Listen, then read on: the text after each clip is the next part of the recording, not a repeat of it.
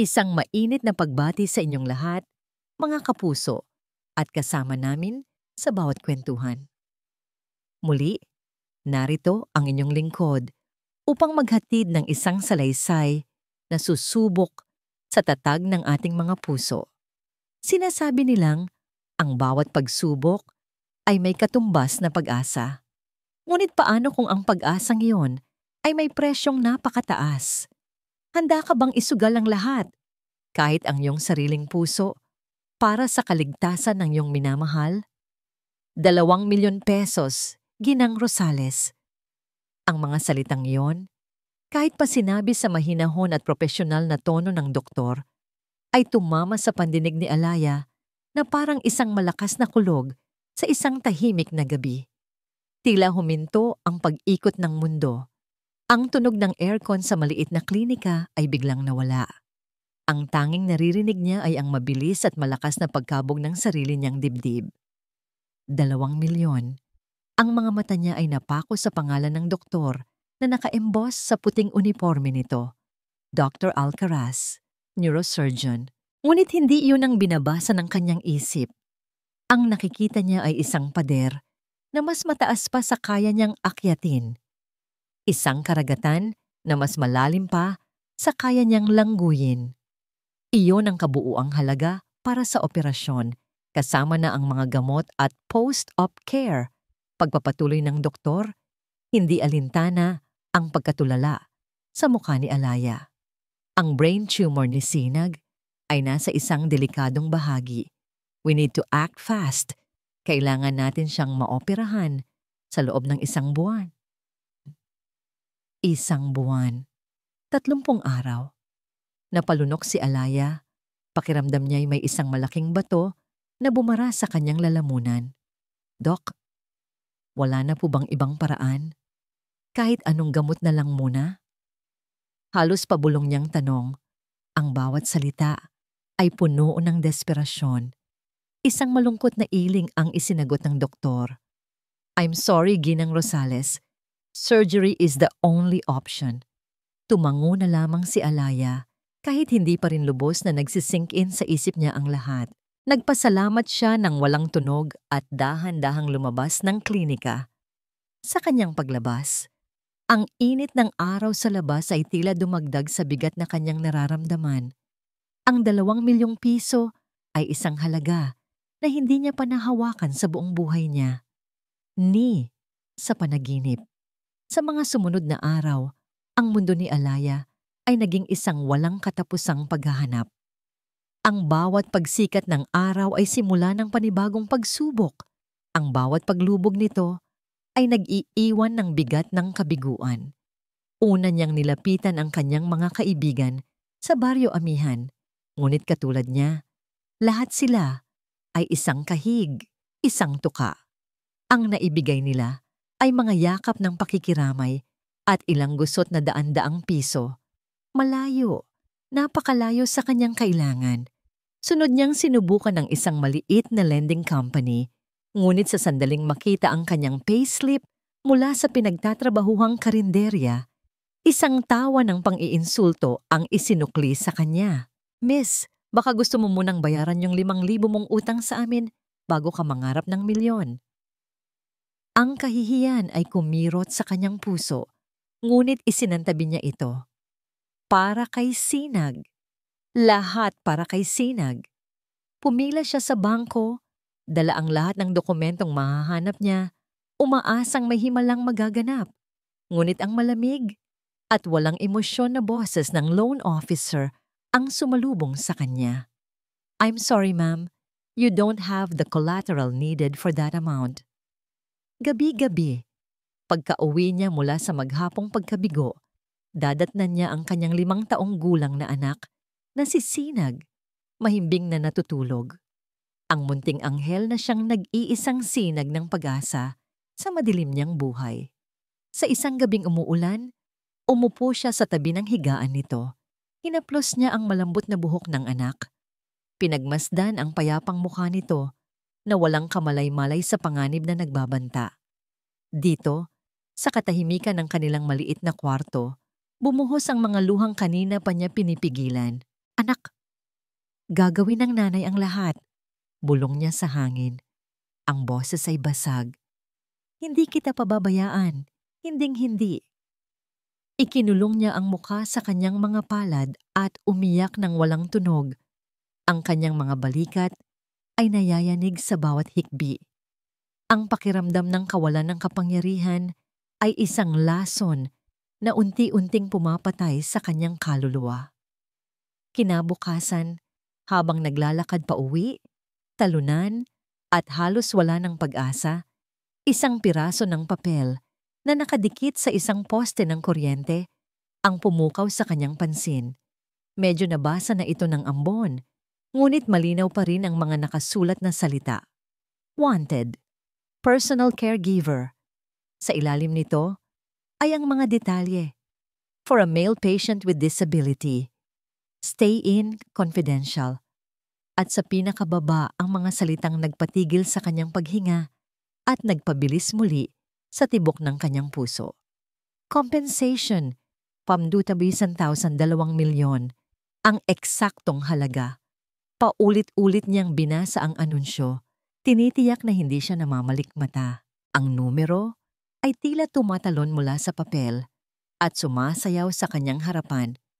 Ito na ba ang sagot sa kanyang mga panalangin? Isang himala? O isang patibong? May isang address at numero ng telepono na nakasulat. Walang pangalan ng ahensya. Mukhang pribado. Ang panganib ay gumuhit sa kanyang isip, ngunit mas malakas ang tinig ng pangangailangan. Ang imahe ni Sinag na nakangiti ang nagtulak sa kanya. Kinuha niya ang kanyang lumang cellphone, nanginginig ang mga daliring pinindot ang numero. Isang malamig at formal na boses ng babae ang sumagot. Matapos ang ilang maikling tanong, binigyan siya ng instruction. Pumunta ka sa address na, yan bukas, 9:00 ng umaga. Magdala ka ng biodata.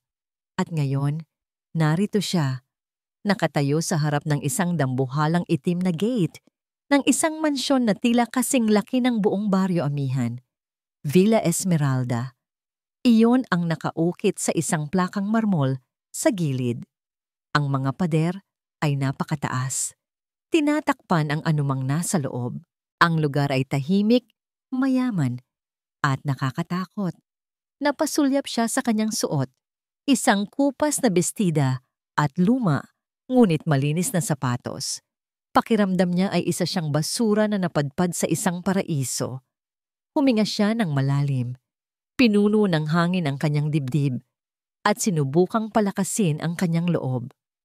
Para kay Sinag, para sa 2 milyon, para sa buhay ng kanyang anak. Itinaas niya ang kanyang nanginginig na kamay. Sa huling sandali ng pag-aalinlangan, ipinikit niya ang kanyang mga mata. At pagkatapos, buong tapang niyang pinindot ang doorbell. Ang mabigat na bakal na gate ay dahan-dahang bumukas na may kasamang langit-ngit, tila isang bibig na nag-aanyaya sa kanya sa isang mundong hindi niya kailanman inakalang mapapasok. Sa paghakbang ni Alaya papasok, sinalubong siya ng isang tanawing nagpamanhid sa kanyang mga sentido. Isang malawak na hardin na may lunti ang damo, mga bulaklak na iba't iba ang kulay at isang fountain sa gitna na marahang umaawit. Para siyang pumasok sa isang pahina ng magazine. Isang babaeng nakauniporme ng kasambahay ang sumalubong sa kanya at iginiya siya papasok sa dambuhalang pinto ng mansyon.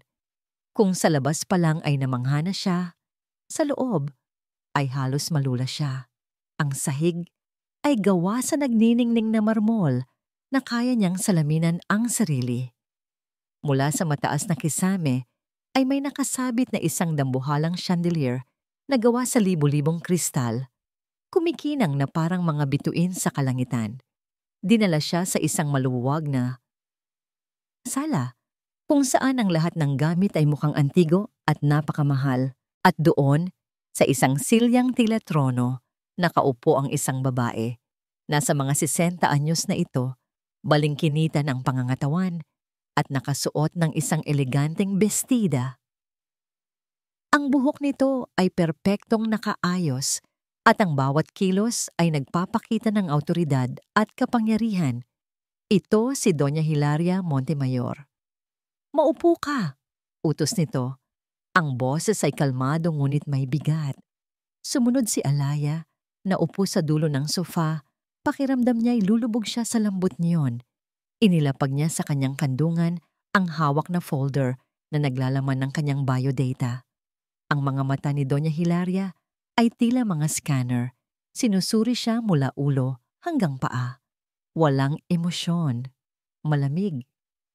"Alaya Rosales," basa nito sa papel na hawak. "Wala kang karanasan sa pagiging isang caregiver." Hindi yon tanong, kundi isang pahayag. "Oo po," nauutal na sagot ni Alaya. "Pero mabilis po akong matuto at masipag po ako. Gagawin ko po ang lahat ng ipag-uutos ninyo." Hindi kumibo si Doña Hilaria. Sa halip, ibinaba nito ang papel at tinitigan siya ng diretso sa mata. Ang mga titig nito ay parang mga karayom na tumutusok sa kanyang kaluluwa, na para bang nakikita nito ang lahat ng kanyang mga lihim, ang lahat ng kanyang desperasyon. "Bakit kailangan mo ng ganito kalaking pera, Hija?" Natigilan si Alaya. Pakiramdam niya ay nahubaran siya sa harap ng babae. Mayroon po kaming family emergency, senyora.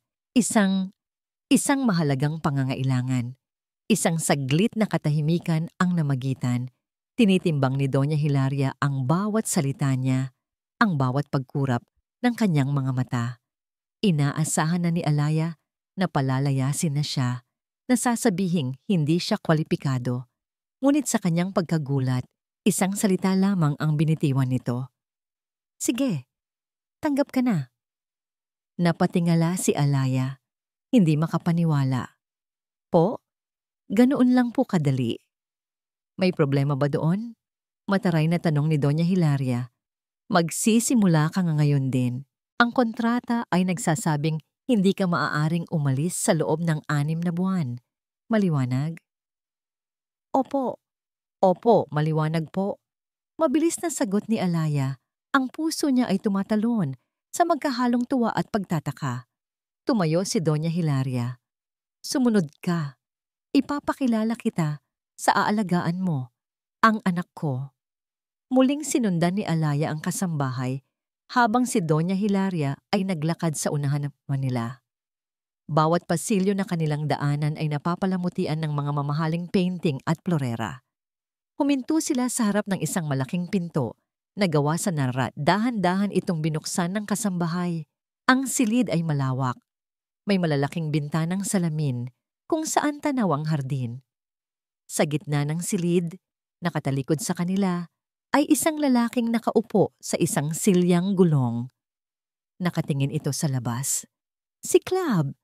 Tawag ni Doña Hilaria sa malambing na tono na ngayon lang narinig ni Alaya. "Nandito na ang bago mong caregiver." Dahan-dahang umikot ang silyang gulong.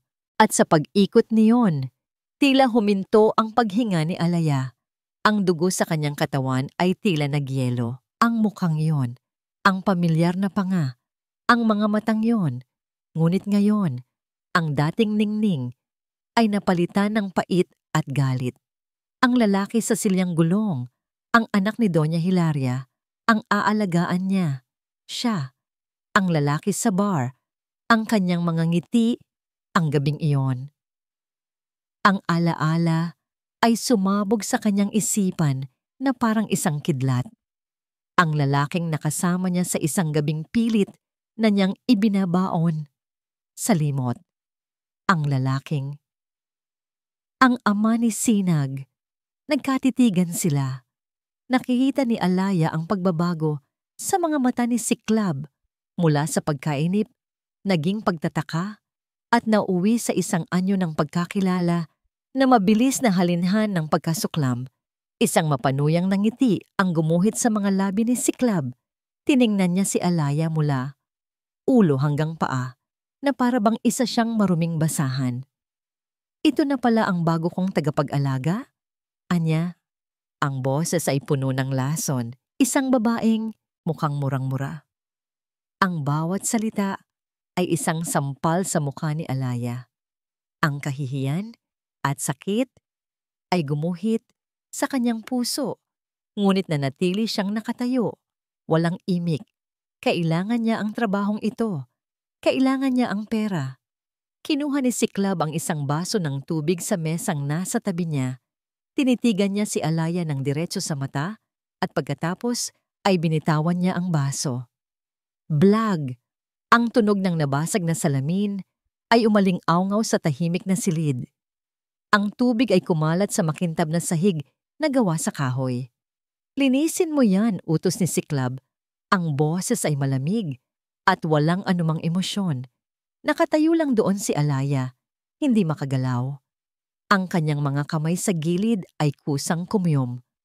Sa isang iglap, nag-aagawan sa loob niya ang kanyang pagkatao at ang kanyang desperasyon. Ang utos ay isang malinaw na pang-iinsulto, isang pagsubok sa kanyang hangganan sa unang araw pa lamang niya. Mula sa kanyang silyang gulong, pinanood ni Siklab si Alaya habang pinupulot nito ang bawat piraso ng nabasag na baso. Ang bawat kilos nito ay maingat, ngunit sa ilalim ng pag-iingat na yon, nakikita niya ang nanginginig na galit sa mga balikat nito. Isang parte sa kanya ang nasiyahan. Sa mundong ito, kung saan siya ay isang bilanggo ng sarili niyang katawan, ang pagkontrol sa emosyon ng iba, ang tanging kapangyarihan na natitira sa kanya. Ngunit may isa pang parte sa kanya, isang bahaging matagal na niyang ibinaon, na nakaramdam ng kakatwang kirot. May kung anong pamilyar sa babaeng ito, ang paraan ng pagtayo nito, ang ayos ng buhok na nalaglag sa kanyang mukha, ang determinasyon sa kanyang mga mata, kahit na halata ang pagtitimpi. Ang isip niya ay nilipad pabalik sa isang gabing malabo na sa kanyang alaala. Isang gabing tila pag-aari ng ibang tao, ng ibang Siklab. Ang huling gabi na naramdaman niyang buo siya. Ang huling gabi, bago ang aksidente. Wala siyang maalalang pangalan, wala siyang maalalang mukha. Ang naaalala niya lang ay ang malamyos na halakhak na tila musika, ang amoy ng sampagwita sa buhok nito, at ang pakiramdam ng malambot na balat sa ilalim ng kanyang mga daliri. At higit sa lahat, ang isang malinaw na imahe na tila nakatatak sa kanyang utak, isang konstelasyon ng tatlong maliliit na nunal sa kanang balikat nito. Isang perpektong tatsulok. Iyon ang naging obsesyon niya sa loob ng 5 taon. Ang babaeng may 3 nunal. Sa mga gabing hindi siya makatulog dahil sa sakit ng kanyang mga binti na hindi na gumagalaw, ang alaala ng babaeng iyon ang kanyang kanlungan.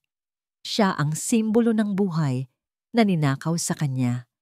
Ang paghahanap sa kanya ay ang tanging pag-asa na binubuhay niya sa kanyang sarili.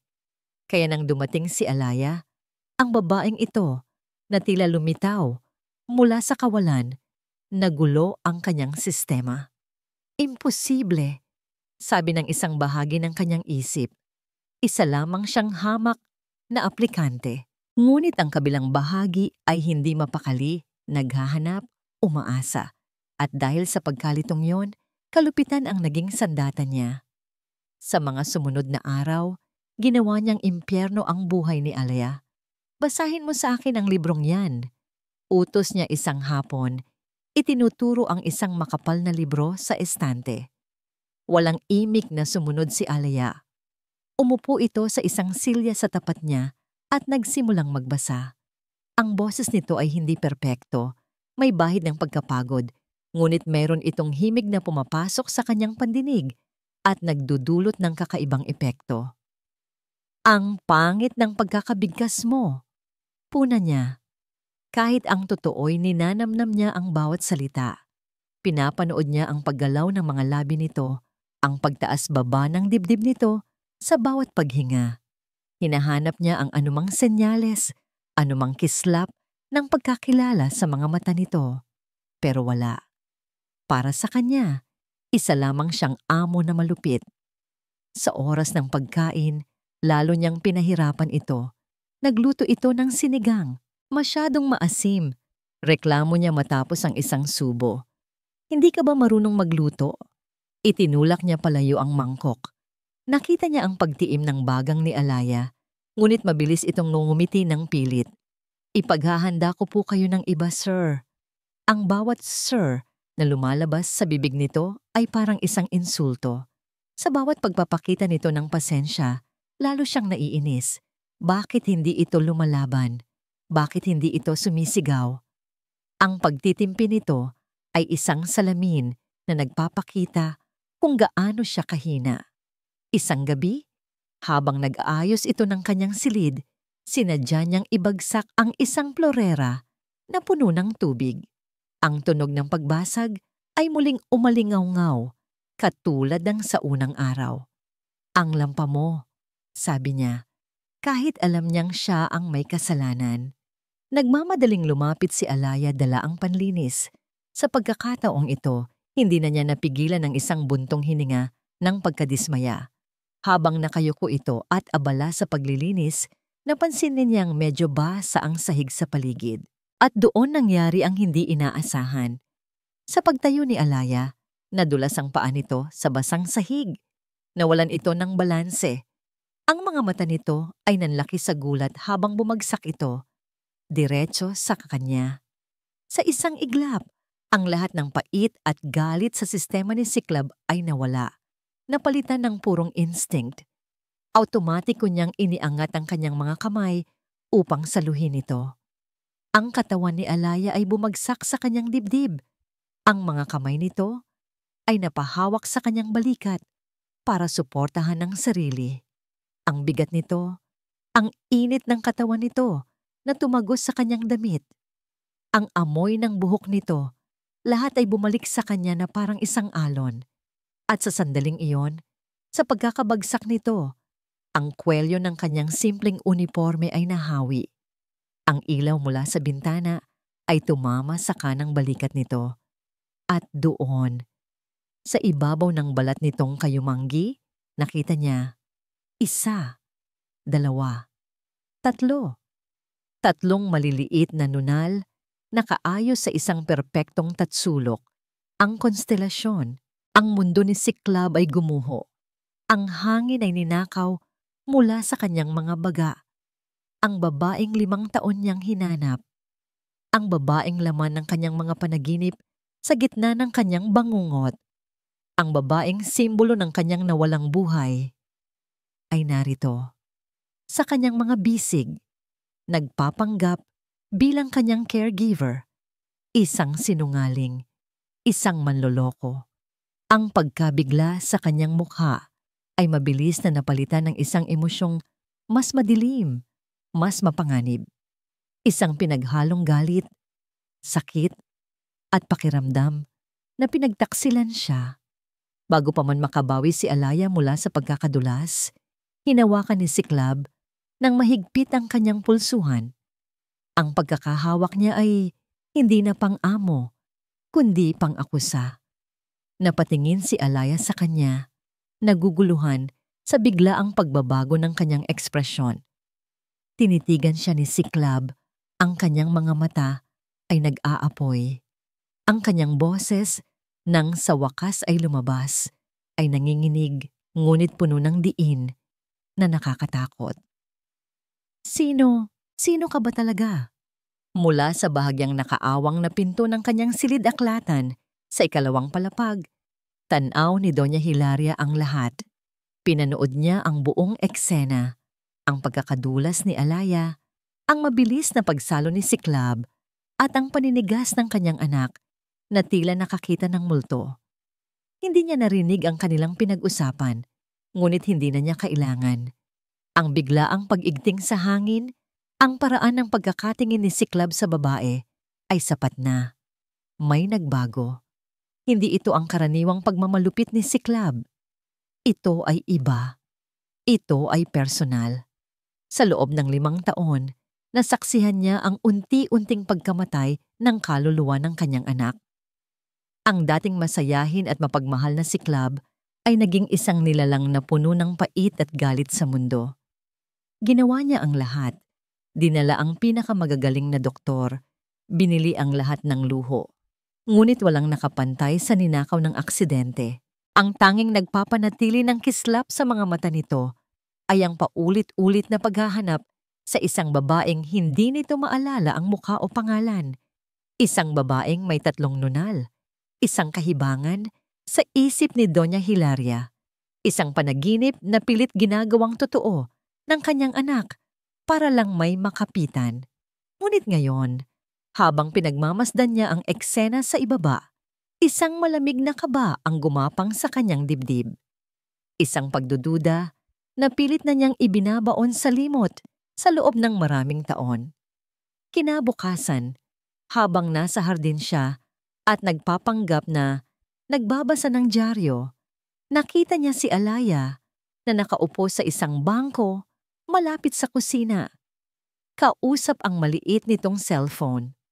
Sa una, inisip niyang isa ito sa mga pagkakataon para magsumbong sa kung sino man tungkol sa pagmamaltrato ng kanyang anak.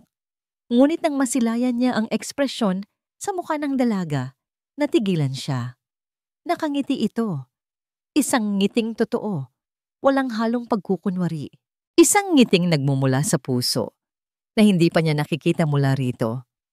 At ang ngiting iyon ay para sa maliit na mukha ng isang batang lalaki sa screen ng telepono. Sinag, anak, kumain ka na ba? Malambing na tanong ni Alaya. Kumusta ang lagnat mo? Uminom ka ng gamot, ha? Mula sa kanyang kinaroroonan, hindi man niya marinig ang sagot ng bata. Kitang-kita niya ang pag-aalala at pagmamahal ng isang ina sa mga mata ni Alia. At nakita niya ang bata. Isang batang lalaking may bilugang mga mata at isang ngiti na pamilyar. Isang ngiting nagpabalik sa kanya sa nakaraan. Ang alaala ay dumating na parang isang mabilis na pagguhit ng kidlat. 5 taon na ang nakalipas. Nakaupo siya sa parehong silya sa kanyang opisina nang pumasok ang isang pribadong investigador na kanyang inupahan. Hindi para hanapin ang babae, kundi para tiyaking walang anumang eskandalo na babalik at gugulo sa kanilang pamilya. Matapos ang gabing iyon ni Siklab, inilapag ng investigador ang isang brown envelope sa kanyang mamahaling mesa. Nahanap na namin ang babae, Doña Hilaria. Alaya Rosales, nakatira sa isang probinsya. Simple lang ang buhay. Binuksan niya ang envelope. Sa loob ay ilang mga litrato ni Alaya. Bata pa, simple, inosente, at isang maikling report. Binasa niya ang bawat salita hanggang sa marating niya ang huling pangungusap. Ang pangungusap na nagpayanig sa kanyang mundo. May mga bulong-bulungan sa kanilang lugar na posibleng nagdadalang tao ang dalaga. Hindi pa kumpirmado. Nang mga panahong iyon, si Siklab ay nasa pinakamadilim na bahagi ng kanyang buhay, bagong paralisado, puno ng galit, at halos ayaw ng mabuhay. Ang balita ng isang posibleng anak sa pagkakamali ay hindi makakatulong. Isa itong iskandalo na sisira sa kanilang pangalan at lalong wawasak sa natitirang dignidad ng kanyang anak. Kaya gumawa siya ng desisyon. Itinago niya ang envelope sa pinakailalim ng kanyang safe. Ibinayad ng malaki ang investigador para sa kanyang katahimikan at ibinaon niya ang katotohanan para protektahan si Siklab, para protektahan ang pangalan ng mga Montemayor. Ngayon, habang pinagmamasdan niya ang batang sisinag sa screen, ang ibinaon niyang katotohanan ay tila isang bangkay na nagpupumilit umahon mula sa lupa. Ang mga matang yon, ang ngiting iyon, ang duda ay naging isang nagbabagang apoy sa kanyang dibdib. Tumayo si Doña Hilaria. Ang kanyang determinasyon ay kasing tigas ng bakal. Hindi na ito isang bagay na maaari niyang ipagsawalang bahala. Kailangan niyang malaman ang totoo. Pumasok siya sa loob ng mansyon at tinungo ang kusina, kung saan nandoon si Manang Celia, ang pinakamatagal at pinakapinagkakatiwalaan niyang kasambahay. Celia, sabi niya sa mahinang boses, ngunit puno ng awtoridad. Po, senyora? Pumunta ka sa silid ng bagong caregiver, utos niya. Humanap ka ng paraan. Kailangan ko ang suklay na ginagamit niya. Siguraduhin mong walang makakakita sa'yo. Hindi nagtanong si Manang Celia. Tumango lamang ito at tahimik na umalis. Pagkalipas ng ilang minuto, bumalik ito dala ang isang simpleng suklay na may ilang hibla ng buhok na nakasabit. Ang buhok na yon ay maaaring buhok ni Alaya o maaaring buhok ng batang madalas nitong kayakap. Kinuha ni Doña Hilaria ang suklay gamit ang isang panyo at maingat itong inilagay sa isang maliit na plastic bag. Bumalik siya sa kanyang opisina, isinara ang pinto, at kinuha ang kanyang personal na telepono. May isang numero siyang tinawagan. Isang numerong para lamang sa mga importanteng bagay na hindi dapat malaman ng iba. Ako ito, sabi niya nang may sumagot sa kabilang linya. May ipapagawa ako, isang DNA test. Rush, kailangan ko ang resulta sa lalong madaling panahon at gaya ng dati, walang dapat makaalam nito. Matapos ang tawag, naupo siya sa kanyang silya at tumingin sa labas ng bintana. Ang pag-aalala ay naroon pa rin, ngunit ngayon, nahaluan na ito ng isang matinding determinasyon. Kung ang batang iyon ay tunay na dugo ng mga Montemayor, gagawin niya ang lahat para mapasa kanya ang bata. At kung si Alaya ay isang hadlang, gagawin din niya ang lahat para mawala ito sa kanilang landas. Ilang araw ang lumipas. Ang tensyon sa pagitan nina Siklab at Alaya ay mas lalo pang tumindi. Ngunit hindi na iyon ang pinagtutuunan ng pansin ni Doña Hilaria. Ang buong pag-iisip niya ay nakatuon sa isang bagay, ang tawag o text na kanyang hinihintay. Isang gabi, habang nagkakape siya sa kanyang beranda, nag-vibrate ang kanyang telepono. Isang mensahe mula sa numerong kanyang tinawagan. Nanginginig ang kanyang mga kamay habang binubuksan niya ito. Ang mensahe ay maikli lamang, 2 salita. Ngunit ang 2 salitang yon ay sapat na para baguhin ang lahat. Resulta, positibo. Ang tanong ni Siklab ay nanatiling nakabitin sa hangin, mabigat at puno ng akusasyon. Sino ka ba talaga? Hindi nakasagot si Alaya. Ang init ng pagkakahawak nito sa kanyang pulsuhan ay tila umakyat sa buong katawan niya. Isang halo ng takot at pagkalito. Mabilis siyang umayos ng tayo, hinila ang kanyang braso palayo sa pagkakahawak nito at inayos ang kwelyo ng kanyang damit na tila doon nakasalalay ang kanyang dignidad. Ako po si Alaya Rosales, ang caregiver ninyo, sagot niya. Sinisikap na panatilihing matatag ang kanyang boses kahit pa nagwawala ang kanyang puso sa loob. Isang mahabang katahimikan ang namayani. Tinitigan siya ni Siklab. Ang mga mata nito ay tila sinusubukang basahin ang pinakailalim ng kanyang kaluluwa. Pagkatapos ng tila isang walang hanggan, bumuntong hininga ito at ibinaling ang tingin sa labas ng bintana. Umalis ka na. Iwanan mo akong mag-isa. Hindi na naghintay si Alaya ng pangalawang utos. Mabilis siyang lumabas ng silid. Ang kanyang paghinga ay halos maputol. Kinabukasan, inaasahan ni Alaya ang pagbabalik ng dati o mas malala pang pagmamaltrato. Ngunit sa kanyang pagkagulat, isang kakaibang katahimikan ang bumalot sa mansyon. Hindi na siya inutusan ni Siklab na gawin ang mga bagay na walang katuturan. Hindi na siya nito ininsulto. Sa halip, naging isang anino ito na palaging nagmamasid. Sa tuwing maglilinis siya, nararamdaman niya ang mga mata nito na nakatutok sa bawat kilos niya. Kapag naghahanda siya ng pagkain, tahimik lang itong kumakain, walang reklamo. Ang katahimikan ay mas nakakabingi at mas nakakakaba kaysa sa mga sigaw nito. Pakiramdam ni Alaya ay naglalakad siya sa ibabaw ng napakanipis na yelo. Isang hapon, umupo siya sa hardin para sa kanyang araw-araw na video call kay Sinag. Ito ang tanging bahagi ng kanyang araw na nakakalimutan niya ang bigat ng kanyang sitwasyon. Nay! Nay! Tignan mo po yung drawing ko. Masayang sabi ng bata sa kabilang linya. Ipinapakita ang isang papel na may mga guhit ng stick figures. Ito po ikaw. Tapos ito po ako. Magkahawak po tayo ng kamay. Isang matamis na ngiti ang sumilay sa mga labi ni Alaya. Isang ngiting nagpaliwanag sa buong mukha niya. Ang ganda-ganda naman ng drawing ng baby ko. Ikis mo nga si nanay. Nagpadala ng halik ang bata sa screen. Sa mga sandaling iyon, si Alaya ay hindi isang caregiver na inaalipusta. Siya ay isang ina, masaya, buo at puno ng pagmamahal. Hindi niya namalaya na mula sa bintana ng kanyang silid, tahimik na nagmamasid si Siklab. Nakapatong ang isang libro sa kanyang mga hita. Ngunit ang kanyang mga mata ay hindi sa mga pahina nakatingin, kundi sa babaeng nasa hardin. Nakita niya ang pagbabago sa mukha nito, ang paglaho ng pagod at pag-aalala, at ang paglitaw ng purong ligaya.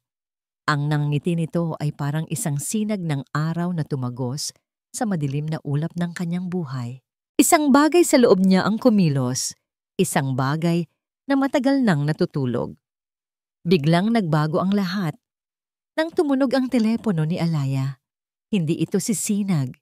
Ito ay ang kanyang kapitbahay, si Aling Nena, na pinag-iiwanan niya ng bata. Alaya! Alaya si Sinag! Sigaw ng nanginginig na boses sa kabilang linya. Napakataas ng lagnat. Hindi ko mapababa. Nanginginig siya. Ang mundo ni Alaya ay gumuho sa isang iglap. Po? Anong nangyari? Ang nangiti sa kanyang mukha ay napalitan ng matinding takot. Dadalhin ko siya sa ospital, Aling Nena. Sandali lang. Naku, wala tayong pera, Hija. At ang layo ng ospital. Bumagsak ang telepono mula sa kamay ni Alaya. Nanlambot ang kanyang mga tuhod. Ospital. Pera. Lagnat. Ang mga salita ay paulit-ulit na umikot sa kanyang isipan. Narito siya, nakakulong sa isang gintong hawla, habang ang kanyang anak ay nanganganib ang buhay. Ang kawalan ng magawa ay isang laso na dumaloy sa kanyang mga ugat. Napahagulgol siya. Ang kanyang katawan ay niyanig ng takot at pag-aalala. Anong nangyayari? Isang malamig at autoritatibong boses ang pumutol sa kanyang pagpapanik. Napatingala siya. Nakatayo ang silyang gulong ni Siklab ilang talampakan mula sa kanya. Ang mukha nito ay seryoso, walang bakas ng pang-aasar. Ang anak ko, hirap na sabi ni Alaya sa pagitan ng mga hikbi. Mataas ang lagnat. Kailangan niya ng doktor. Hindi kumibo si Siklab. Tinitigan lang siya nito saglit. Pagkatapos, kinuha nito ang sariling telepono. May tinawagan ito. Mang Berto, ihanda mo ang sasakyan. Ngayon na. Maikli nitong utos. Pagkatapos, isa pang numero ang tinawagan nito. Dr. Lopez, Siklab Montemayor here. I need you at Hospital ng Pag-asa. Emergency. A 5-year-old boy, Sinag Rosales. I'm sending my driver to pick him up. Take care of everything. Bill it to me. Napatulala si Alaya. Hindi niya naproseso agad ang mga nangyari. Ang lahat ay napakabilis. Ibigay mo sa akin ang address. Utos ni Siklab. Nanginginig na sinabi ni Alaya ang address ng kanyang bahay sa Baryo Amihan. Ibinigay iyon ni Siklab sa driver sa telepono, kasama ang numero ni Aling Nena. Pagkatapos ibaba ang tawag, tumingin ito sa kanya. Ang mga mata nito ay seryoso pa rin. Hindi alam ni Alaya kung ano ang sasabihin. Tumayo siya at lumayo ng kaunti. Pumunta sa isang sulok ng hardin kung saan walang makakakita. At doon, tahimik siyang umiyak. Umiyak siya hindi na lang dahil sa takot, kundi dahil sa isang emosyong hindi niya inaasahan, pasasalamat. Ang lalaking nagpahirap sa kanya ay siya ring naging tanging pag-asa niya. Sa sandaling iyon, narinig niya ang marahang paggulong ng silya sa damuhan. Huminto ito sa likuran ni siya. Hindi siya lumingon. Isang puting panyo ang lumitaw sa kanyang gilid. Nag-aalangang tiningnan niya ito. At pagkatapos ay ang lalaking nag-aabot nito. Ang mukha ni Cyclops ay hindi mabasa. "Tumahan ka na," sabi nito sa mahinang boses na halos hindi niya marinig. Magiging maayos din siya. Ang mga simpleng salitang iyon na sinabi ng walaang bahid ng panunuya ang tuluyang nagpaiyak sa kanya. Magdamag silang naghintay ng balita sa malawak at tahimik na sala. Walang nagsasalita. Si Alaya ay nakaupo sa isang dulo ng sofa, yakap ang kanyang sarili. Si Cyclops naman ay nasa kanyang silyang gulong sa tapat niya. Sa bawat oras na lumilipas, ang katahimikan ay tila nagiging isang kumot na nag-uugnay sa kanilang dalawa sa iisang pag-aalala. Kinaumagahan, isang sinag ng araw ang tumama sa mukha ni Alaya. Ginising ang kanyang diwa. Nakatulog pala siya sa sofa. Nang imulat niya ang kanyang mga mata, ang una niyang hinanap ay si Cyclops at natagpuan niya ito. Nakatulog din ito sa kanyang silyang gulong. Ang ulo ay bahagyang nakatagilid at ang isang libro na marahil ay sinubukan niyang basahin ay nahulog na sa sahig. Ang karaniwang kunot sa noo nito ay nawala. Sa sikat ng araw, ang kanyang mga risas ay tila lumambot. Sa sandaling iyon, hindi siya ang malupit na amo. Hindi siya ang lalaking may madilim na nakaraan. Siya ay isang tao lamang. Isang taong nanatili at sinamahan siya sa buong magdamag. Sa kauna-unahang pagkakataon, tiningnan siya ni Alaya sa ibang paraan. At sa ilalim ng kanyang pagod at pag-aalala, isang maliit at mainit na kislap ang nagsimulang sumibol sa kanyang puso. Ang ilang araw, matapos ang gabi ng paghihintay, ay nagdulot ng isang hindi inaasahang kapayapaan sa Villa Esmeralda. Ang balita mula sa ospital ay mabuti. Stable na si Sinag at bumababa na ang lagnat. At kasabay ng pagbuti ng kalagayan ng bata ay ang pagbabago sa hangin sa pagitan ni na Cyclops at Alaya. Wala na ang mga masasakit na salita. Wala na ang mga utos na walang kabuluhan. Napalitan iyon ng isang maingat na distansya, isang katahimikang puno ng mga salitang hindi masabi. Pinagmamasdan ni Cyclops si Alaya. Pinagmamasdan niya ang paraan ng pag-aalala nito sa bawat tawag sa telepono, ang tahimik na pagngiti nito kapag nakikita ang larawan ng anak at ang dignidad nito sa kabila ng lahat.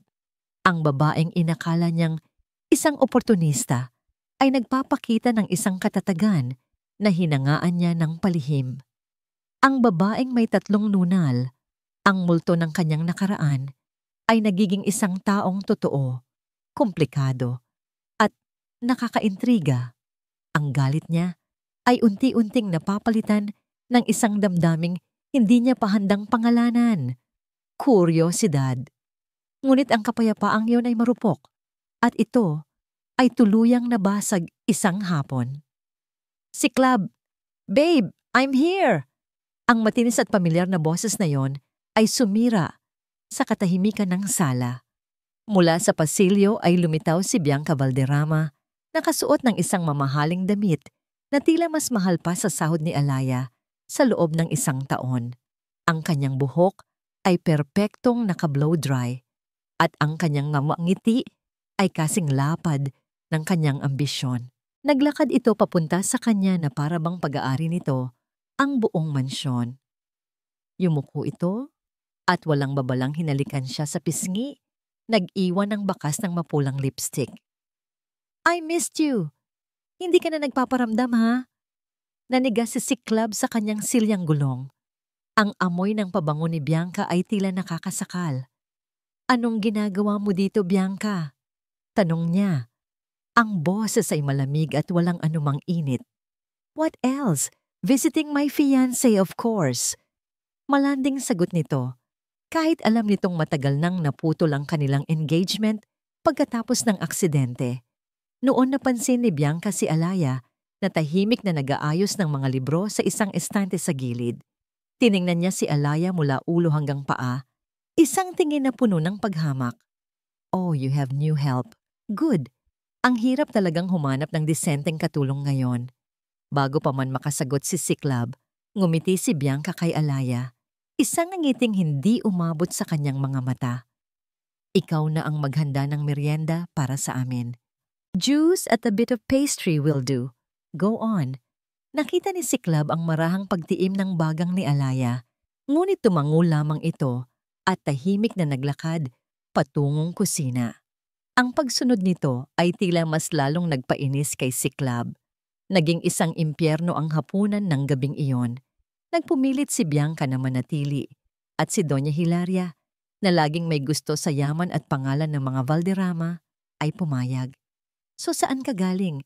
Ano nga ulit pangalan mo? Tanong ni Bianca kay Alaya habang nagsasalin ito ng tubig sa kanyang baso. Alaya po, sagot nito, hindi tumitingin kay Bianca. Alaya, ulit ni Bianca, tila dinidilaan ang pangalan. What a provincial name. Saang probinsya ka galing? Hindi na po mahalaga iyon, mahinahong sagot ni Alaya. Of course, it matters, giit ni Bianca. You should always be proud of where you came from. Di ba Siklab, babe? Hindi sumagot si Siklab. Mas hinigpitan niya lang ang hawak sa kanyang kubyertos. Ang kanyang mga buko ay namumuti. Kinuha ni Bianca ang kanyang cellphone. Speaking of the past, look what I found! Ipinakita niya kay Siklab ang isang lumang litrato nila. Masaya, nakangiti, sa isang yate, noong mga panahong buo pa siya. Remember this day? It was our 2nd anniversary. We were so happy. Tumingin si Siklab sa litrato at pagkatapos ay kay Bianca. Ang nakita niya ay hindi ang masasayang alaala, kundi ang isang babaeng nakakapit sa isang nakaraang matagal na niyang tinalikuran. Isang babaeng mas interesado sa imahe kaysa sa totoong tao. Itago mo na yan, Bianca, sabi niya. Ang boses ay mababa at may babala. Hindi natinag si Bianca. Ang atensyon niya ay muling bumalik kay Alaya, na tahimik na kumakain. Tila may nakita si Bianca na pagkakataon. You know, Alaya, panimula ni Bianca sa isang boses na nagpapanggap na palakaibigan. Ang pag-aalaga kay Siklab ay hindi madali. He can be very difficult, moody. You have to have a lot of patience. Bawat salita ay isang patutsada, isang paraan para ipakita na mas kilala niya si Siklab, na mas may karapatan siya. At doon, ginawa niya ang kanyang huling galaw. Habang inaabot ang pitsel ng tubig, sinadya niyang isagi ang kanyang kamay sa kupitan ng red wine na nasa harap niya. Ang mamahaling alak ay tumapon, diretso sa puting uniforme ni Alaya. Oh my gosh! Tili ni Bianca na may pekeng pagkagulat sa kanyang mukha. I'm so sorry. Ang clumsy ko talaga. Tumingin siya sa malaking mantsa sa dibdib ni Alaya. Nako, ang dumi na ng damit mo. I'm sure you can't just buy a new one, can you? Ang pang-iinsulto ay malinaw. Ang pag-atake sa kahirapan ni Alaya ay direkta. Tumayo si Alaya, ang mukha ay namumula sa kahihiyan at galit. Kumuha siya ng tissue at sinubukang punasan ang mantsa. Ngunit lalo lang itong kumalat. Okay lang po, sabi niya sa pilit na boses. Magpapalit na lang po ako. Tumalikod na si Alaya. Handa nang tumakas mula sa lamesang yon. Handa nang lunukin ng isa na namang insulto. Bianca. Ang boses ni Siklab ay hindi malakas. Ito ay malamig. Tahimik. Ngunit ang bigat nito ay tila nagpatigil sa lahat ng bagay sa silid. Natigilan si Alaya sa kanyang paglakad. Maging si Bianca ay napatingin kay Siklab na gulat. Mag-sorry ka sa kanya. Mag-sorry ka sa kanya. Ang utos ni Siklab ay umalingaw-ngaw sa dining hall na parang isang putok ng baril. Tumingin si Bianca sa kanya. Hindi makapaniwala. Ang kanyang bibig ay bahagyang nakabuka. Maging si Alaya ay natigilan. Nakatalikod pa rin. Tila hindi sigurado kung tama ang kanyang narinig. Ngunit si Doña Hilaria, na tahimik na nagmamasid mula sa kabilang dulo ng lamesa, ay hindi nagulat. Sa halip, isang malamig na sensasyon ang gumapang sa kanyang mga ugat. Kinumpirma lamang ng reaksyon ni Siklab ang kanyang pinakamatinding hinala. Ang babaeng ito ay hindi na lamang isang ordinaryong caregiver sa paningin ng kanyang anak. Ang resulta ng DNA test ay nakatago sa kanyang safe, ngunit ang mga salitang positibo ay tila nakaukit na sa likod ng kanyang mga mata. Sa bawat pagtingin niya kay Alaya, hindi na isang estranghero ang kanyang nakikita, kundi ang ina ng kanyang nag-iisang apo. Ang ina ng tagapagmana ng pangalan at yaman ng mga Montemayor. Ang katotohanan yon ay sabay na nagdulot sa kanya ng ligaya at pangingilabot. Kinabukasan, habang ang tensyon sa pagitan nina Siklab at Bianca ay nasa kasukdulan pa rin, gumawa ng dahilan si Doña Hilaria para umalis ng mansyon, ngunit hindi siya pumunta sa kanyang mga business meeting o sa social club. Nagtungo siya sa ospital ng Pag-asa. Nakasuot ng simpleng damit at malaking salamin sa mata para hindi makilala. Tahimik siyang pumasok sa pediatric ward. Mula sa isang ligtas na distansya, sa likod ng isang salamin, natanaw niya ito. Si Sinag. Nakaupo ito sa kanyang kama, abala sa pagguhit. Isang nurse ang lumapit para ayusin ang kanyang dextrose at ngumiti ang bata sa kanya. Isang ngiting nagpatigil sa paghinga ni Doña Hilaria. Iyon ang nangiti ni Siklab nung ito ay bata pa. Ang parehong bilog ng mga mata. Ang parehong kislap ng kawalang malay. Isang emosyong hindi niya naramdaman sa loob ng maraming taon ang biglang bumuhay sa kanyang puso. Isang pananabik. Isang pagmamahal na hindi niya maipaliwanag. Ito ang kanyang apo. Dugo ng kanyang dugo. Habang nagmamasid, isang bola ng sinulid, ang aksidenteng nalaglag ng isang matandang pasyente sa pasilyo. Gumulong ito malapit sa kwarto ni Sinag. Nakita ito ng bata. Dahan-dahan itong bumaba sa kanyang kama, maingat na hinihila ang kanyang IV stand at pinulot ang bola ng sinulid. Lumapit ito sa matanda at iniabot iyon. Para po hindi na po kayo mahirapan, Lola, sabi ng maliit na boses nito. Ang simpleng kabaitang iyon ay tumusok sa puso ni Doña Hilaria na parang isang punyal. Ang batang ito, sa kabila ng kanyang sakit at murang edad, ay may busilak na puso. Isang pusong Montemayor. Sa sandaling iyon, ang lahat ng kanyang pag-aalinlangan ay naglaho. Kailangan niya ang batang ito. Gusto niya itong maging bahagi ng kanyang buhay, ng kanilang pamilya. Ngunit kasabay ng pag-uumapaw ng kanyang pagmamahal sa bata ay ang pagtindi ng kanyang pag-ayaw sa ina nito. Si Alaya, isang babaeng galing sa kahirapan, walang pinag-aralan, at may lihim na tinatago. Hindi siya karapat-dapat na maging isang Montemayor. Hindi siya ang babaeng pinangarap niya para kay Siklab. Isang plano ang nabuo sa kanyang isipan, isang plano na sa tingin niya ay pinakamainam para sa lahat. Kukunin niya ang bata at aalisin ang ina. Pag-uwi niya sa mansyon, ipinatawag niya si Alaya sa kanyang opisina. Pinaupo niya ito at sa unang pagkakataon, isang pilit na ngiti ang kanyang ipinakita. Kumusta na ang anak mo, Alaya? Panimula niya. Ang kanyang boses ay tila puno ng pagkalinga. Nagulat si Alaya sa biglaang interes ng matanda. Mabuti na po siya, senyora. Salamat po ulit sa tulong ninyo. Walang anuman iyon, sabi ni Doña Hilaria. Inilapit niya ang kanyang upuan. Alam ko kung gaano kahirap ang sitwasyon mo. Ang mag-alaga sa anak mong may sakit habang nagtatrabaho ka dito. May kung anong nagbago sa tono ng matanda na nagpakaba kay Alia. Kinuha ni Doña Hilaria ang kanyang checkbook mula sa drawer. Kumuha siya ng pluma. Gusto kong mag-alok sa iyo ng isang solusyon. Isang paraan para matapos na ang lahat ng problema mo. Tinitigan niya si Alaya ng diretso sa mata. Ang kanyang mga mata ay hindi na nagpapakita ng anumang emosyon.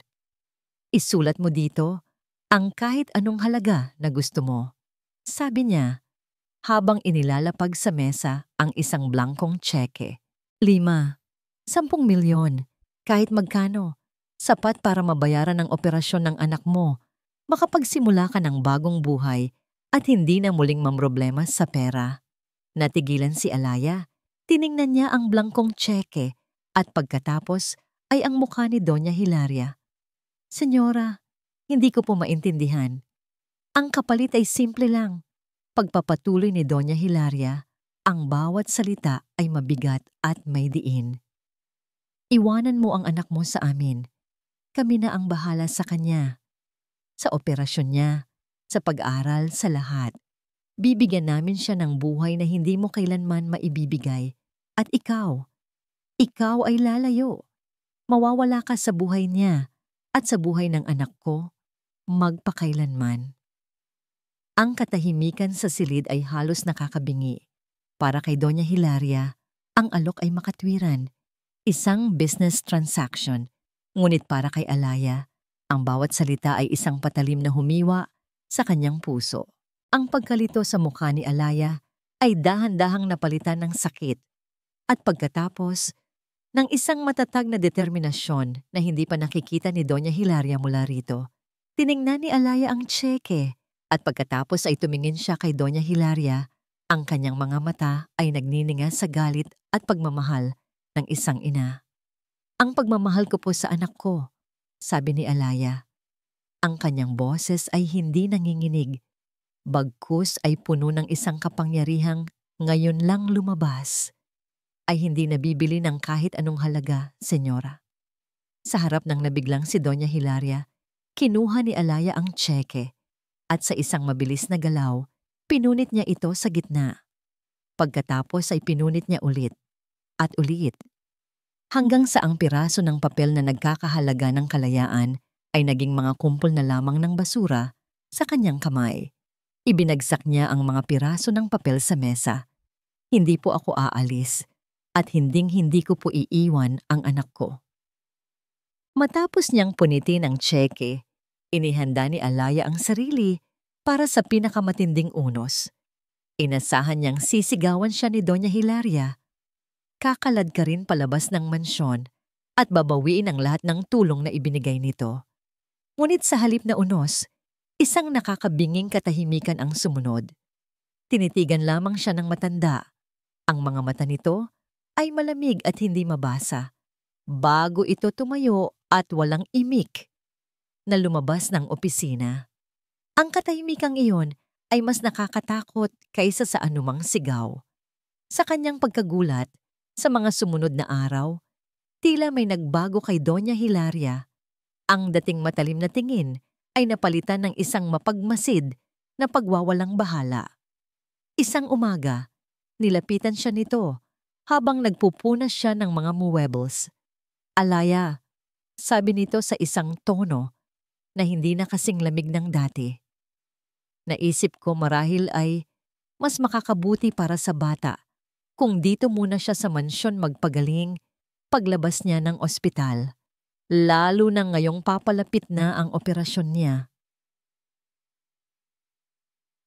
Dito mas maaalagaan siya, mas malinis ang hangin, at mababantayan siya ng mga nurse kung kinakailangan.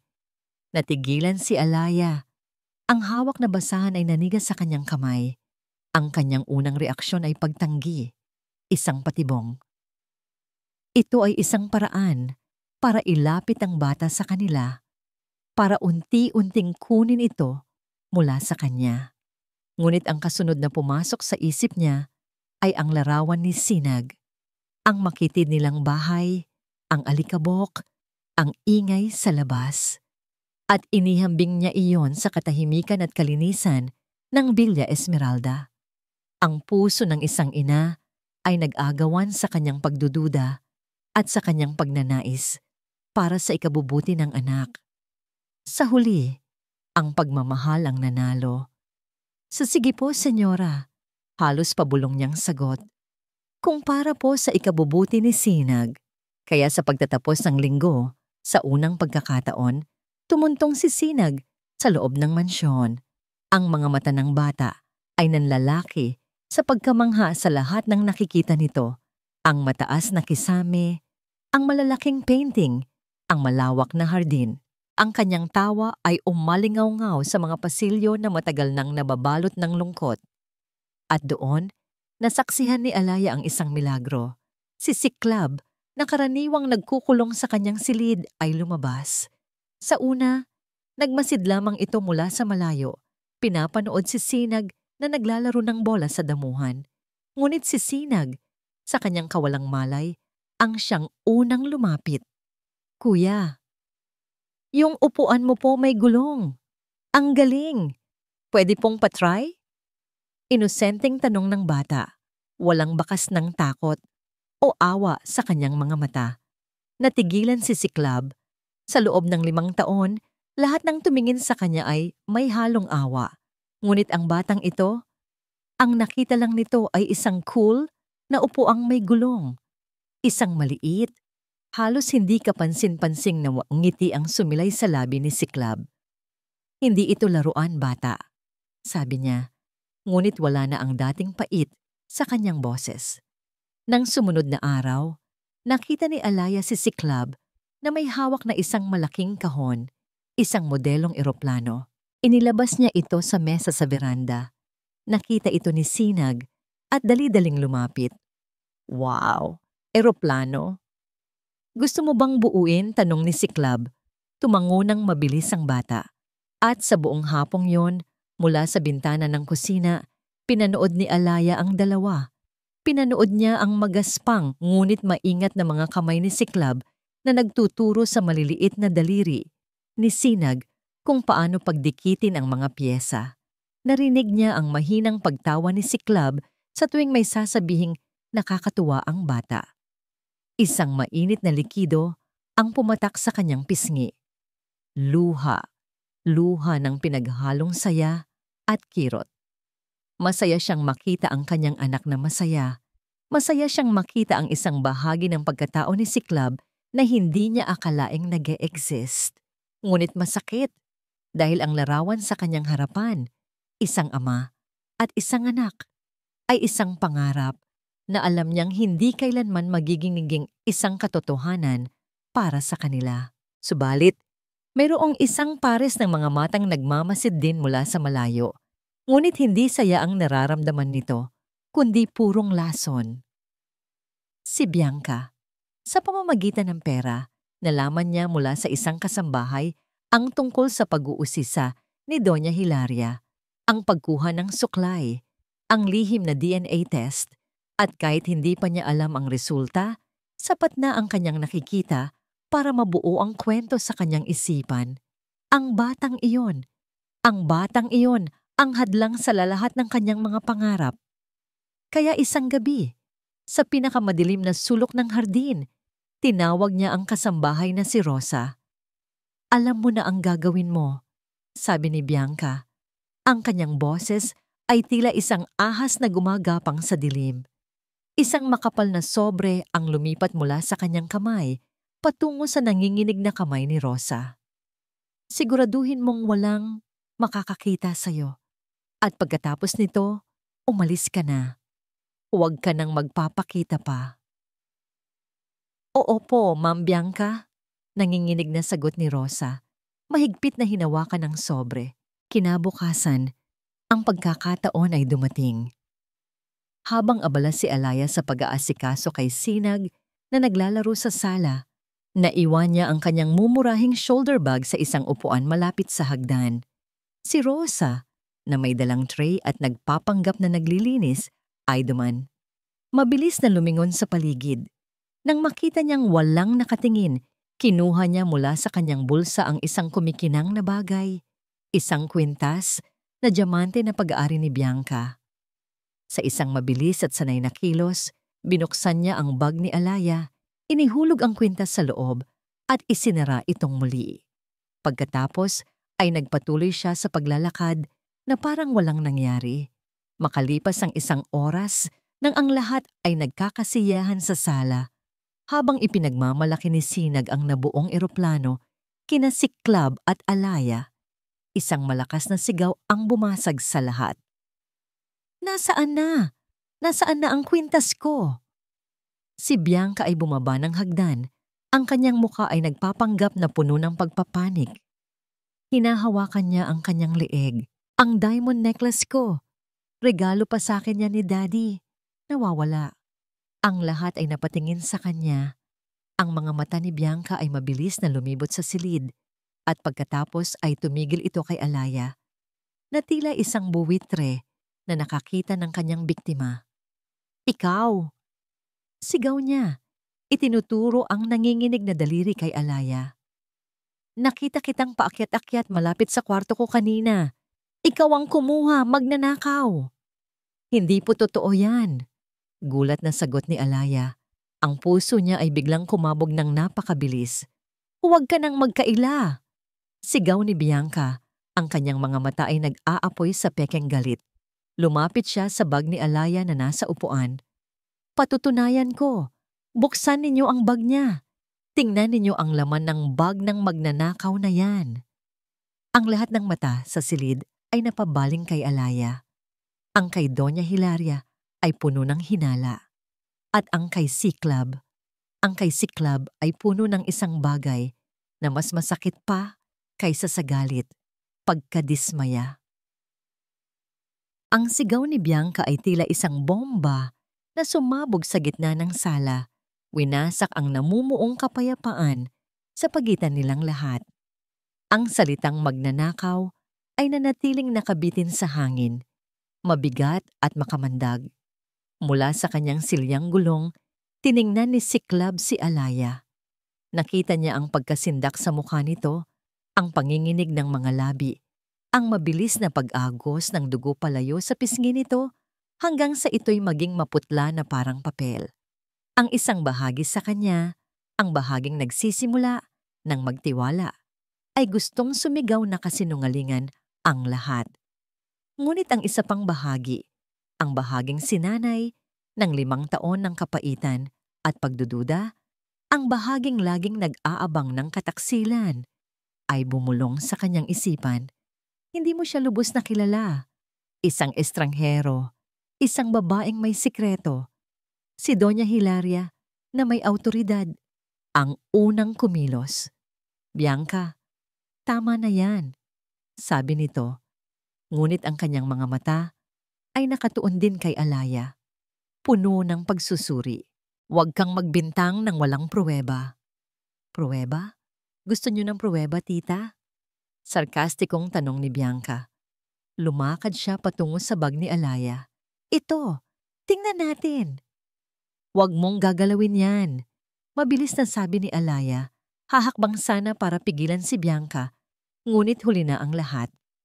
Kinuha ni Bianca ang bag at sa harap nilang lahat, ibinuhos ang laman nito sa ibabaw ng mamahaling coffee table.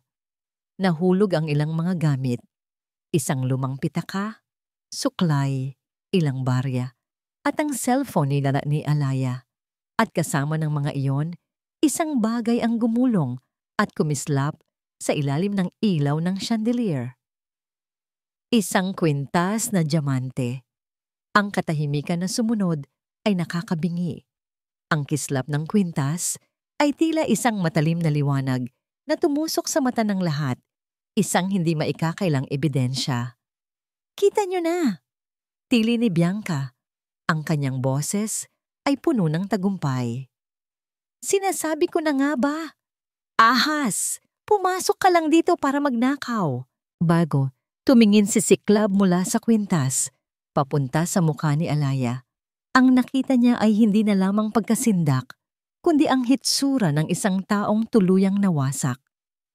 Ang kanyang mga mata ay nanlalaki, nakatingin sa kwintas na para bang iyon ay isang ahas na handa siyang tuklawin. Hindi sa akin yan. Halos pabulong na sabi ni Alaya. Ang kanyang boses ay nanginginig. Tumingin siya kay Siklab. Ang kanyang mga mata ay puno ng pagmamakaawa, naghahanap ng kahit isang taong maniniwala. Siklab, Maniwala ka sa akin. Hindi ko alam kung paano yan napunta dyan. Ang pagtawag niya sa kanyang pangalan, hindi na sir, ay isang bagay na dapat sana'y ikinatuwa ni si Club. Ngunit sa sandaling iyon ay tila isang patunay ng panlilinlang. Ang unti-unting paglapit nito sa kanya, ang pagpapakita nito ng kabaitan, lahat ba ay isang pagkukunwari? Ang kanyang fatal flaw, ang kanyang pride, ang kanyang takot na magmukhang tanga at maloko, ang siyang nanaig. Ang imahe niya noong mga nakaraang araw na unti-unting lumalambot dahil dito ay biglang naging isang kahihiyan sa kanyang isipan. Nagpauto ka, nagpakahina ka. Sa isang tabi na natiling tahimik si Doña Hilaria, alam niya. Sa puso niya alam niyang hindi yon magagawa ni Alaya, ngunit ito na ang pagkakataon. Ang perpektong dahilan para paalisin ang babae at maiwan ang bata. Kaya pinili niyang manahimik. Ang kanyang katahimikan ay isang anyo ng paghatol. Maniwala?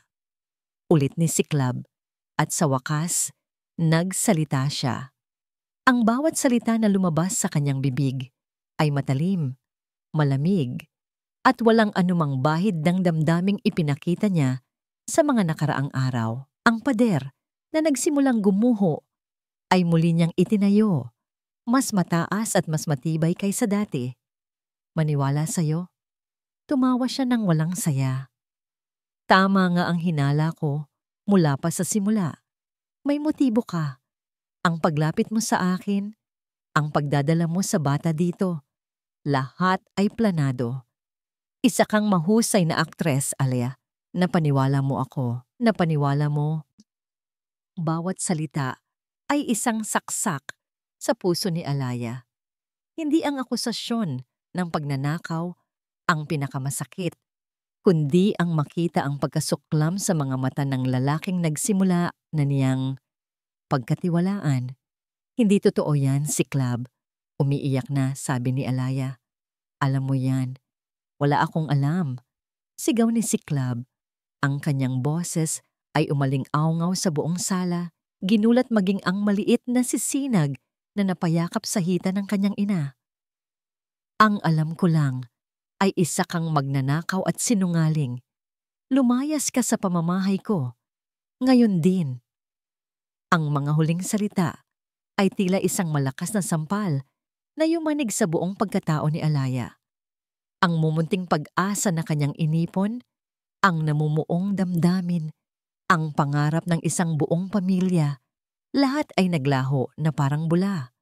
Tumulo ang kanyang mga luha. Hindi na niya ito pinunasan. Tiningnan niya si Club sa huling pagkakataon. Ang kanyang mga mata ay puno ng sakit at pagkadurog. Akala ko iba ka. Bulong niya, ang boses ay basag. Nagkamali ako. Tumalikod siya. Dahan-dahan niyang kinuha si Sinag sa kamay. Hindi na niya kinuha ang kanyang mga gamit. Hindi na niya kinuha ang kanyang bag. Ang tanging dala niya ay ang kanyang anak at ang kanyang basag na puso. Nagsimula siyang maglakad palabas. Bawat hakbang ay parang may mga karayom na nakatusok sa kanyang mga paa. Walang pumigil sa kanya. Paglabas niya ng pinto, bumuhos ang malakas na ulan na tila nakikidalamhati sa kanyang kalungkutan. Naglakad siya sa gitna ng ulan, yakap-yakap si Sinag na umiiyak na rin sa takot. Nang makalabas siya sa malaking gate, napaluhod siya sa basang kalsada. Ang kanyang lakas ay tuluyan nang nawala. Doon, sa gitna ng unos, sa ilalim ng madilim na kalangitan, habang basang-basa ng ulan at luha, tumunog ang kanyang cellphone na naiwan sa mesa. Ring! Ring! Ito ang ospital. Isang nurse na nakasaksi sa kanyang pag-alis ang sumagot. Hello? Ospital ng Pag-asa po ito. Pakitawag po si Alaya Rosales, sabi ng boses sa kabilang linya. May halong pag-aalala. Kailangan po naming ipaalam. Biglang lumala ang kondisyon ni Sinag. Kailangan na siyang operahan sa lalong madaling panahon. Nabitawan ng nurse ang telepono. Ang balita ay kumalat na parang apoy sa loob ng mansyon, ngunit si Alaya ay wala na roon para marinig ito. Siya ay nasa labas, bagsak, basag, at walang kamalay-malay na ang pinakamalaking laban ng kanyang buhay ay ngayon pa lamang nagsisimula. Nawala na si Alaya. Ang malakas na buhos ng ulan sa labas ay tila isang malungkot na musika na sumasabay sa katahimikang naiwan sa loob ng sala. Si Bianca ay nakangiti ng tagumpay. Si Doña Hilaria ay tahimik na bumalik sa kanyang pag-upo. May bakas ng kalkulasyon sa kanyang mga mata. Ngunit si Siklab, siya ay nanatili sa gitna ng lahat, nakaupo sa kanyang silyang gulong na parang isang haring nawalan ng kaharian. Ang mga gamit mula sa bag ni Alaya ay nakakalat pa rin sa mesa. Isang larawan ng isang taong may sakit. Marahil ang kanyang ina. Isang rosaryo na kupas na at ang kumikinang na kwintas na naging sentro ng lahat ng gulo. Tinitigan niya iyon, ngunit hindi na kasing linaw ng dati ang lahat. May mali. Isang boses sa kanyang isipan ang bumubulong. Ang huling tingin ni Alaya bago ito tumalikod. Hindi yun tingin ng isang taong nagkasala. Iyon ay tingin ng isang pusong winasak. Ang mga salita nito, akala ko iba ka, nagkamali ako, ay paulit. Ulit na tumatatak sa kanyang isipan. Bawat ulit ay mas masakit kaysa sa nauna. Humarap siya sa dalawang babaeng naiwan. Iwanan niyo muna akong lahat. Utos niya. Ang boses ay walang laman. Pagod. But babe, simula ni Bianca. Sinabi kong iwanan na niyo ako. Sigaw ni Ambia. Ang kanyang boses ay biglang napuno ng isang galit na hindi niya maintindihan kung saan nanggagaling. Mabilis na umalis si Bianca at Doña Hilaria, nag-iwan ng isang katahimikang mas mabigat pa kaysa dati. Sa gitna ng katahimikang yon, mag-isang hinarap ni Siklab ang kanyang mga demonyo. Inalala niya ang mga araw na kasama nila si Sinag, ang tawa ng bata, ang paraan ng pag-aalaga ni Alaya dito, ang gabi nang samahan siya nito sa pag-aalala. Ang lahat ng yun ba ay isang malaking kasinungalingan? Isang perpektong pag-arte? Hindi niya matanggap. Ang kislap sa mga mata ni Alaya tuwing kausap ang anak nito ay hindi peke. Ang pag-aalala nito ay totoo. Ang sakit na nakita niya sa mga mata nito kanina ay totoo. Isang ideya ang biglang pumasok sa kanyang isipan. Isang desperadong ideya. Kinuha niya ang kanyang tablet at mabilis na binuksan ang security system ng mansyon. Show me the footage from the main hall 2 hours ago. Ang video ay lumabas sa screen. Nakita niya ang pamilyar na eksena. Si Sinag, si Alaya at siya, masayang nag-uusap. Pagkatapos ay ang pagbaba ni Bianca sa hagdan, ang sigaw, ang akusasyon. Ngunit hindi yun ang hinahanap niya. Ni-rewind niya ang video. Bago ang lahat ng gulo. At doon, nakita niya isang anino. Isang kasambahay, si Rosa, na may dalang tray. Dumaan ito malapit sa bag ni Alaya, ngunit ang kilos nito ay hindi natural. May isang mabilis na paghinto, isang kakatwang paggalaw ng kamay malapit sa bag. Napakabilis, halos hindi mapapansin kung hindi mo hahanapin. Nag-zoom in si Siklab, pinalaki niya ang imahe hanggang sa maging pixelated ito. Inulit-ulit niya ang eksena. Slow-mo motion, at doon, kitang-kita na. Isang mabilis na paghulog, isang bagay na kumikinang. Mula sa bulsa ni Rosa, papasok sa bag ni Alia. Ang hangin ay tila ninakaw mula sa kanyang mga baga. Ang katotohanan ay isang malakas na suntok sa kanyang sikmura. Si Alaya ay inosente, biktima siya ng isang patibong. At siya ang naging hukom na nagparusa ng walang paglilitis. Kasabay ng kanyang realisasyon, isang malakas na sigaw ang narinig niya mula sa pasilyo. Ito ang nurse na naiwan para magbantay kay Sinag noon. Tumakbo ito papasok. Ang mukha ay puno ng pagpapanik.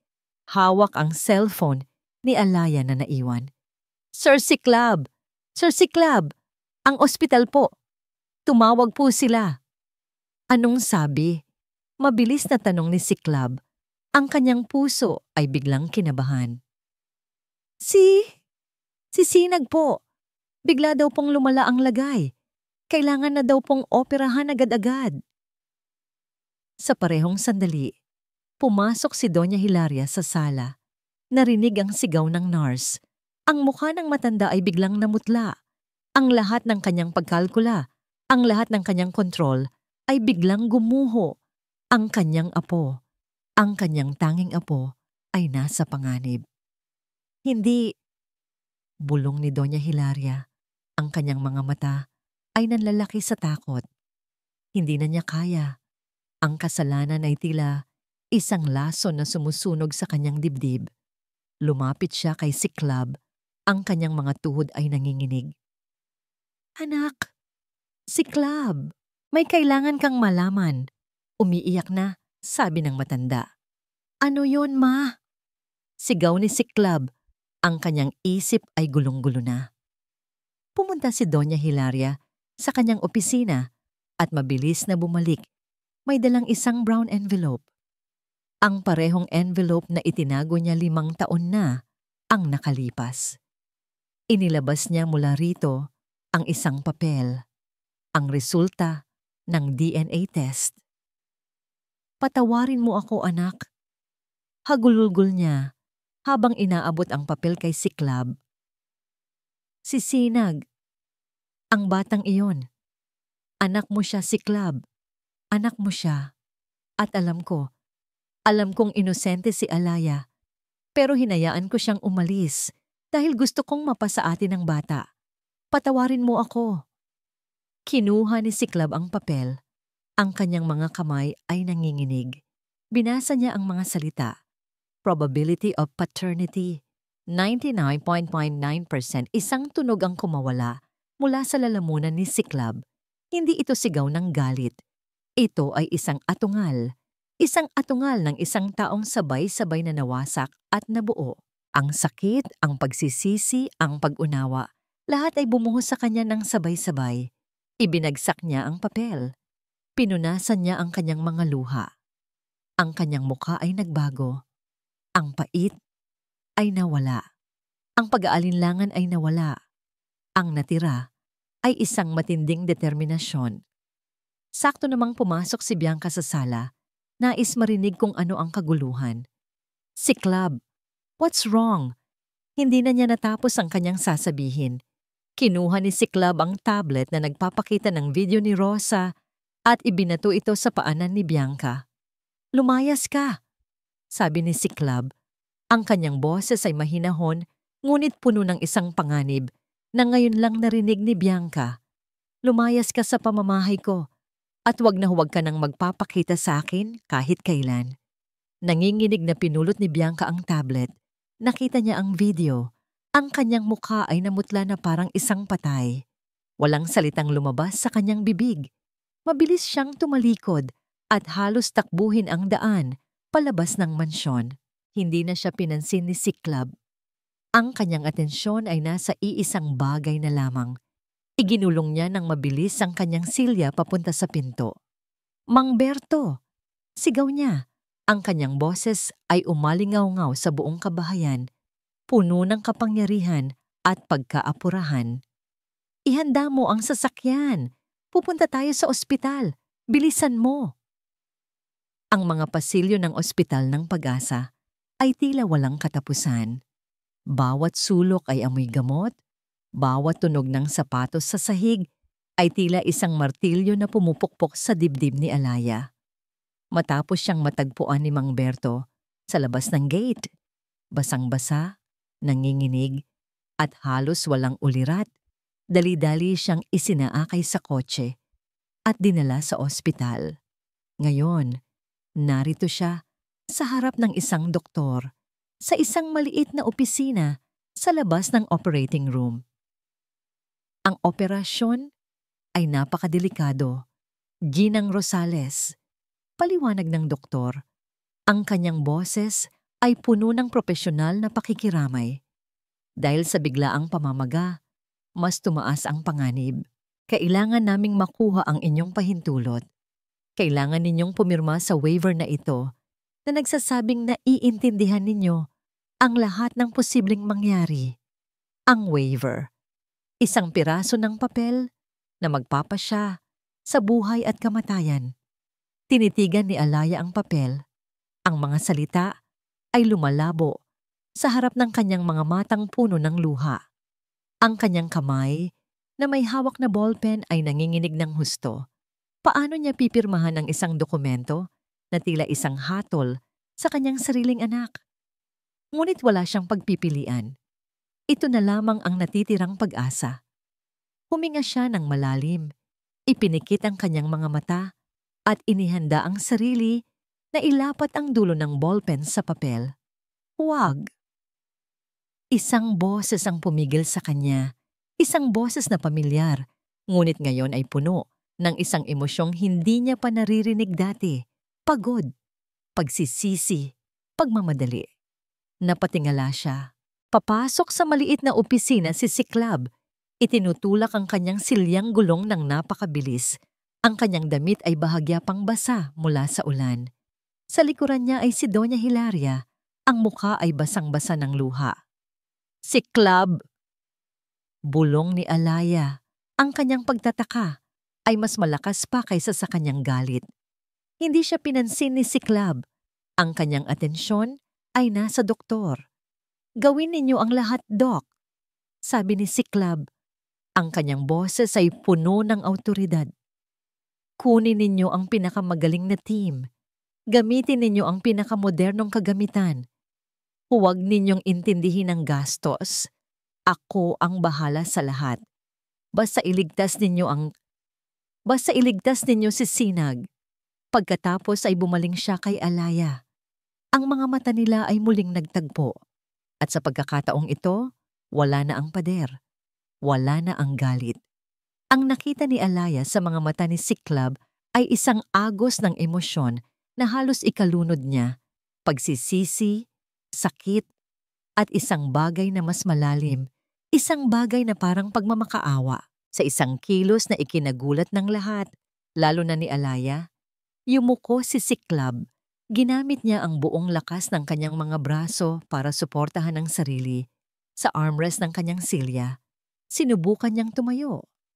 Ngunit ang kanyang mga binti na matagal nang walang buhay ay hindi sumunod. Nawalan siya ng balanse at bumagsak sa sahig.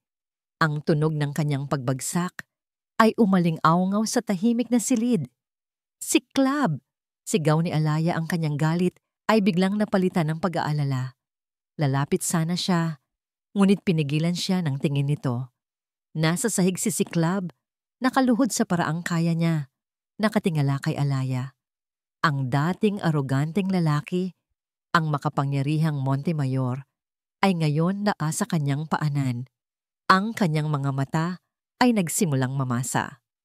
Alaya, patawarin mo ako, sabi niya. Ang kanyang boses ay basag at puno ng sakit. Patawarin mo ako sa lahat. Sa mga sinabi ko, sa hindi ko paniniwala sa'yo. Nabulag ako, Alaya. Nabulag ako ng pride ko, ng galit ko, ng takot ko. Kinuha niya mula sa kanyang bulsa ang resulta ng DNA test. Nanginginig na iniabot niya iyon kay Alaya. Alam ko na ang lahat, Alaya. Alam ko na kung sino si Sinag, ang anak natin. Tinitigan ni Alaya ang papel. Hindi na niya kailangang basahin. Ang pag-amin ni Siklab ay sapat na.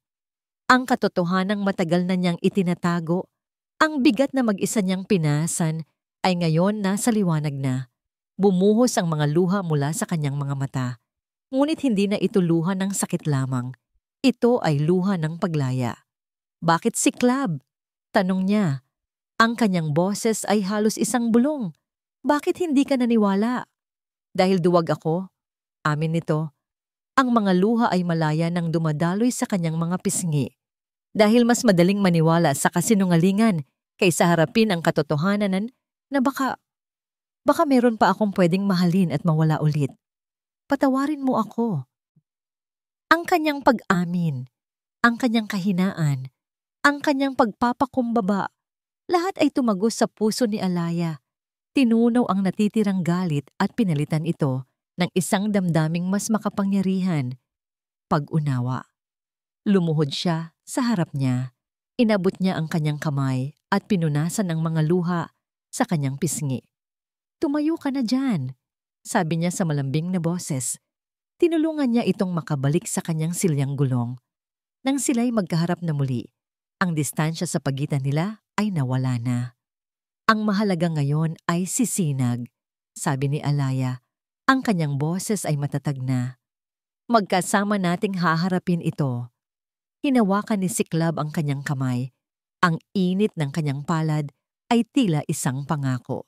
Sa likuran nila, si Doña Hilaria ay tahimik na umiiyak, isang saksi sa pag-asang muling nabubuo mula sa mga abo ng kanilang mga pagkakamali.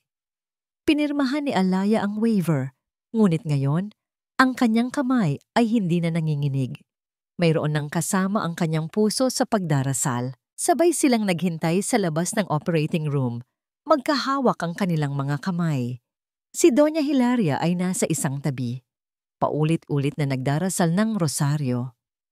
Ang bawat segundo ay tila isang oras. Ang bawat minuto ay tila isang habambuhay. Ibinahagi nila ang parehong takot, ang parehong pag-asa. Makalipas ang ilang oras na tila walang katapusan, ang pulang ilaw sa itaas ng pinto ng operating room ay namatay. Bumukas ang pinto. Lumabas ang doktor. Tinatanggal ang kanyang face mask. Ang lahat ng tatlo ay sabay-sabay na napatayo. O sa kaso ni Siklab, napaangat sa kanyang upuan.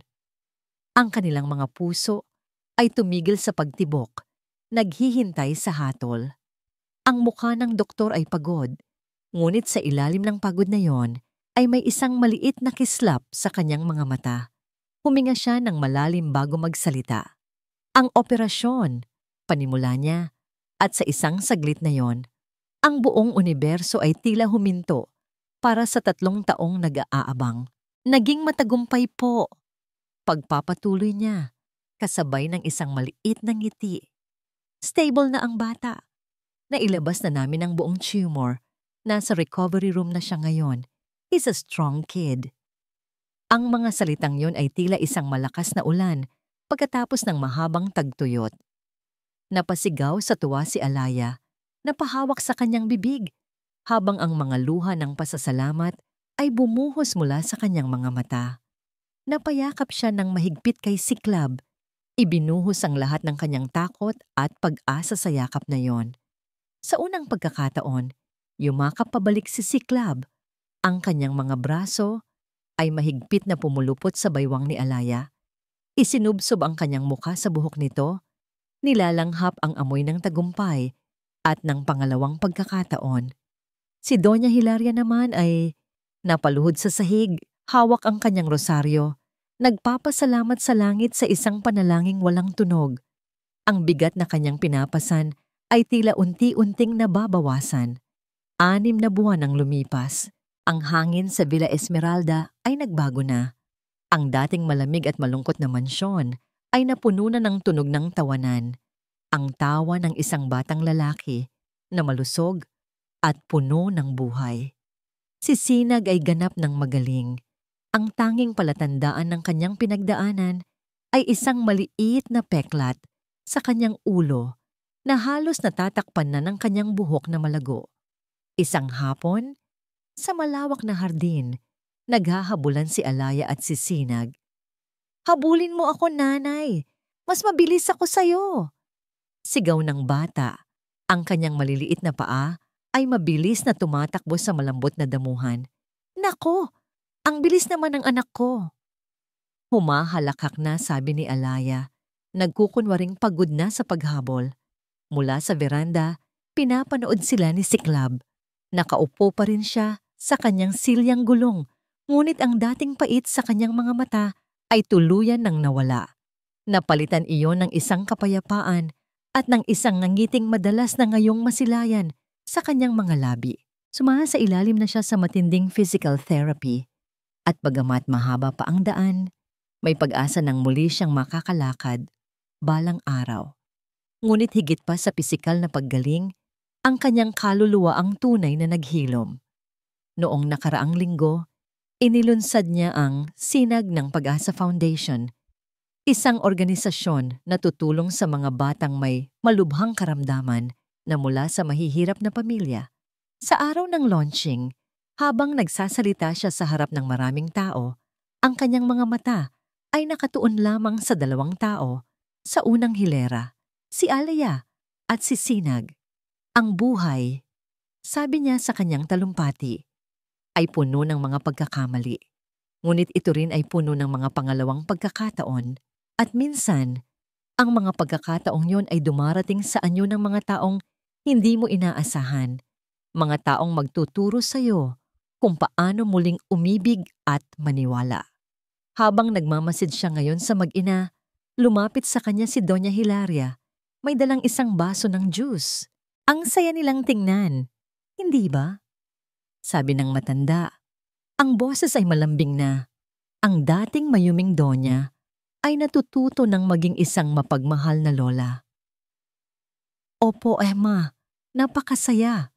Sagot ni Siklab, hindi inaalis ang tingin sa dalawa. Napagod si Sinag sa pagtakbo at lumapit sa kanya. Papa, buhat! Ngumiti si Siklab at maingat na binuhat ang bata papunta sa kanyang kandungan.